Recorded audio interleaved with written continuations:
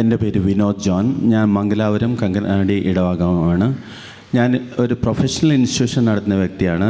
നല്ല രീതിയിൽ നടന്നുകൊണ്ടിരുന്ന സ്ഥാപനം ഏകദേശം കോവിഡ് സമയത്ത് ഒരുപാട് നഷ്ടങ്ങളും നമുക്ക് മുന്നോട്ട് നടത്തിക്കൊണ്ട് പോകാൻ ഒരുപാട് തടസ്സങ്ങളുണ്ടായിരുന്നു. ഞങ്ങൾക്ക് വേണ്ട അഡ്മിഷൻ കിട്ടുന്നില്ലായിരുന്നു. സോ അങ്ങനെ ഇരുന്നപ്പോൾ ഞാനിവിടെ വന്ന് താമസിച്ചുള്ള ധ്യാനം കൂടി, അതിനുശേഷം ഏകദിന ധ്യാനത്തിൽ പങ്കുചേർന്നു.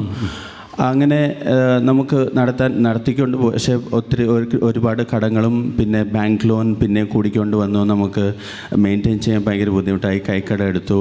പിന്നെ ബിൽഡിംഗ് കൺസ്ട്രക്ഷൻ നടക്കുമായിരുന്നു, അതും ഏകദേശം നിന്നെ ഒരു സ്റ്റേജിലെത്തി. അങ്ങനെ ഉണ്ടായിരുന്നപ്പം കഴിഞ്ഞ അക്കാഡമിക്കിൽ ഞങ്ങൾക്കൊരു 300-400 അഡ്മിഷൻസേ കിട്ടുന്നോളായിരുന്നു. പക്ഷേ ഞങ്ങൾക്ക് ശരിക്കും ഒരു കടവ് എടുക്കാതെ മുന്നോട്ട് പോകണമെങ്കിൽ ഒരു 600 അഡ്മിഷൻ കിട്ടിയാലേ നടത്തിക്കൊണ്ട് പോകാൻ പറ്റത്തുള്ളൂ.